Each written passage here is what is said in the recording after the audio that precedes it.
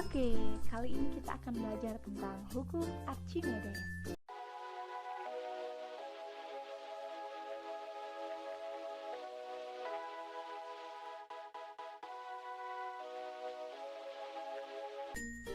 Eureka!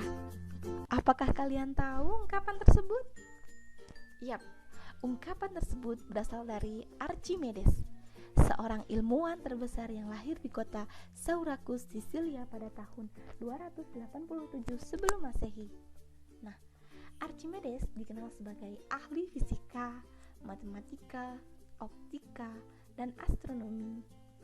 Ia dijuluki sebagai bapak eksperimen karena mendasarkan penemuannya pada percobaan. Nah, si Archimedes awalnya itu disuruh sama sang raja. Dia disuruh untuk membuktikan apakah benar mahkota yang dimilikinya itu palsu atau tidak.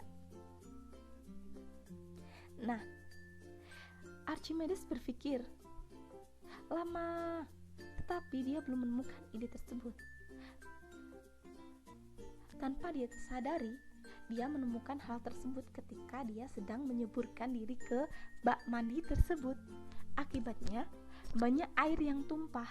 Tiba-tiba, ia terpanjat, bangkit dan lupa mengenakan pakaiannya. Ia berlari menuju rumahnya sambil berteriak, "Eureka! Eureka! Eureka!" yang artinya, "Sudah kutemukan." Apa yang ditemukan? Yap, ia menemukan hukum yang kemudian dikenal dengan hukum Archimedes. Apakah kalian tahu apa bunyi hukumnya tersebut? Nah, jika benda dicelupkan ke dalam zat cair, maka akan mendapat gaya ke atas seberat zat cair yang mendesak atau yang dipindahkan. Nah, penemuan Archimedes yang lain meliputi katrol ganda, skrup Archimedes, kaca pembakar, model orbit, bintang, pusat gaya berat, dan cara menghitung luas lingkaran.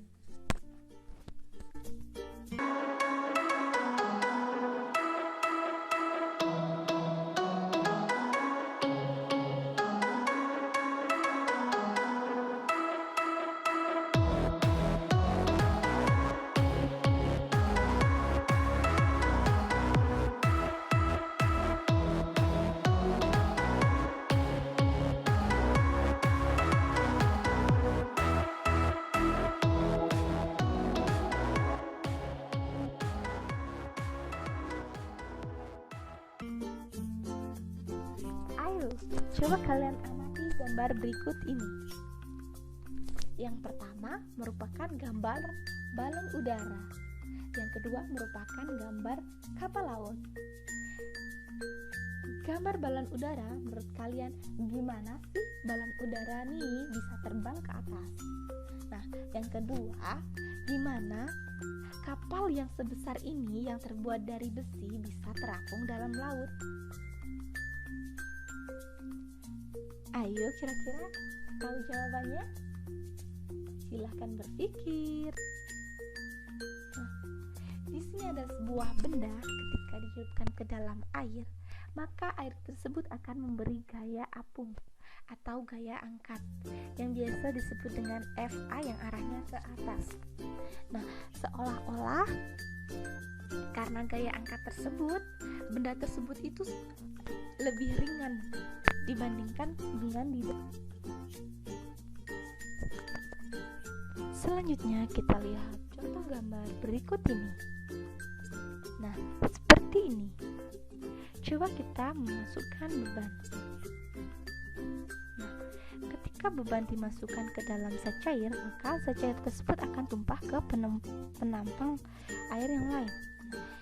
Sesungguhnya berat benda tersebut tidak berkurang. Gaya tarik bumi yang bekerja pada benda tetap sama, namun zat cair mengerjakan gaya yang arahnya berlawanan dengan gaya gravitasi. Nah, sehingga berat benda seakan-akan berkurang. Besarnya gaya ke atas yang dikerjakan air pada benda sebanding dengan berat air yang ditumpahkan oleh balon. Nah, artinya suatu benda yang dicelupkan sebagian atau seluruhnya ke dalam secair akan mengalami gaya ke atas yang besarnya sama dengan berat secair yang dipindahkan oleh benda tersebut. Nah, pernyataan ini yang dikenal sebagai hukum Archimedes. Nah, selanjutnya, secara matematis, hukum Archimedes dapat dinyatakan sebagai berikut. WU min WA sama dengan WC, di mana WU merupakan berat balok di udara, sedangkan WA merupakan berat balok di dalam secair, dan WC merupakan berat secair yang ditumpahkan. FA sama dengan WC, di mana FA merupakan gaya Archimedes atau gaya apung, dan sama dengan WC atau berat secair yang ditumpahkan, di mana FA sama dengan MC kali G. MC merupakan massa secair yang ditumpahkan kali G atau percepatan gravitasi bumi. Nah, karena M sama dengan rho kali V, sehingga FA sama dengan rho C kali V kali P. Prinsip hukum Archimedes. Jadi, dalam prinsip hukum Archimedes itu ada 3 keadaan benda. Yang pertama, benda terapung. Yang kedua, benda dapat melayang. Dan yang ketiga, benda tenggelam. Oke, kakak kali ini akan bahas tentang benda terapung dulu. Nah, di sini ada sebuah contoh gambar. Coba kita lihat. Nah, seperti ini ada sebuah balok yang simbolnya itu W, dan ada juga sebuah balok kotak yang lebih besar yang berisi dengan air. Coba kita masukkan bendanya. Nah, ketika benda tersebut dimasukkan ke dalam secair, benda tersebut memiliki WB atau berat benda, dan FA atau gaya angkat dari air tersebut. Ketika benda tersebut melayang, maka W benda itu lebih kecil dari FA-nya. Dalam hal ini, volume benda itu sama dengan volume fluida, karena mereka itu tepat berada di tengah-tengah kayak gini loh, melayang. Nah, untuk itu maka W benda sama dengan FA dan F benda sama dengan FA, sehingga rho B kali G kali FB sama dengan rho fluida kali G kali V. Nah, contoh peristiwa terapung di sini itu antara lain ada plastik dan kayu yang dimasukkan ke dalam. Dan yang kedua ada benda melayang. Nah, coba kita lihat contoh gambar berikut ini. Nah, di sini ada sebuah balok yang disimbolkan dengan W. Nah, kita ingin masukkan baloknya ya. Yap. Ketika balok tersebut masuk ke dalam secair, maka balok tersebut akan melayang. Nah, hal tersebut dikarenakan massa balok itu sama dengan gaya angkat dari air, atau WB yang arahnya ke bawah itu sama dengan FA yang arahnya ke atas. Jadi pada kasus ini massa jenis benda sama dengan massa jenis zat cair. Selanjutnya ada benda tenggelam. Coba kita lihat contoh gambar berikut ini. Nah, di sini juga masih ada balok dan juga ada sebuah kotak yang diisi dengan air. Coba kita masukkan bendanya. Nah, untuk prinsip tenggelam di sini, massa balok itu lebih besar atau berat balok itu lebih besar daripada gaya angkat dari sebuah cairan itu. Jadi di sini massa jenis benda lebih besar daripada massa jenis secair, atau W benda itu lebih besar daripada gaya angkat yang dilakukan air tersebut. Nah, penerapan selanjutnya ada penerapan Archimedes dalam kehidupan sehari-hari. Yang pertama ada kapal laut. Kenapa nih kapal laut yang segede gini dapat mengapung di atas air? Kira-kira kenapa? Nah, karena adanya rongga pada badan yang menyebabkan kapal laut dapat memindahkan air di laut dengan volume yang lebih besar.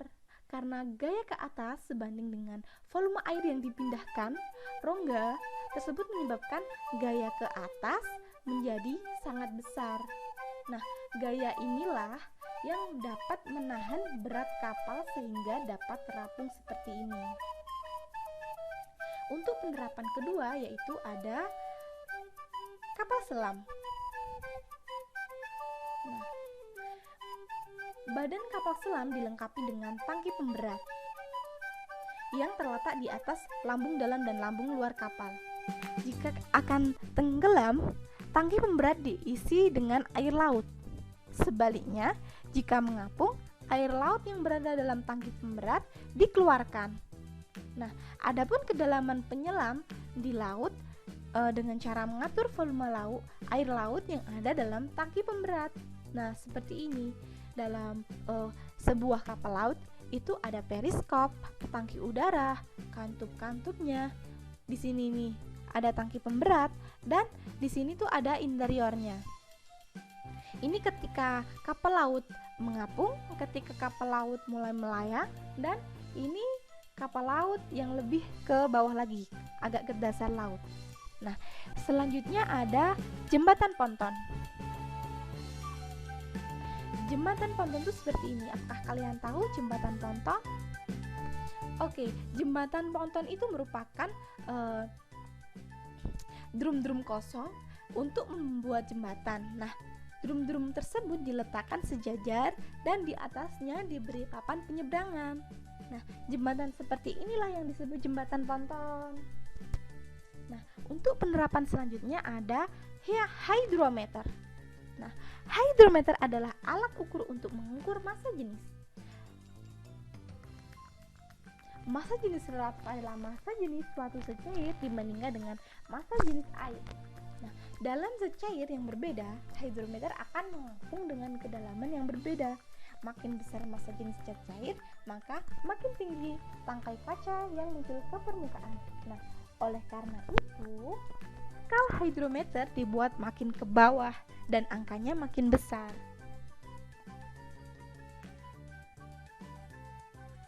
Nah, penerapan selanjutnya ada balon udara. Suatu benda akan naik ke angkasa jika beratnya kurang dari gaya angkat udara. Nah, balon udara akan berhenti naik atau melayang jika gaya ke atas oleh udara sama dengan berat total balon udara. Nah, pada udara berlaku hukum Archimedes juga. Nah, agar kalian naik lebih tinggi, udara dalam balon harus dipanaskan lagi jika ingin naik lebih tinggi. Nah, sebaliknya untuk menurunkan balon, udara panas dalam balon harus didinginkan sedikit demi sedikit sampai akhirnya berat balon lebih besar daripada gaya angkat udara. Nah, sekian sahabat Eureka penjelasan dari kakak. Semoga kalian lebih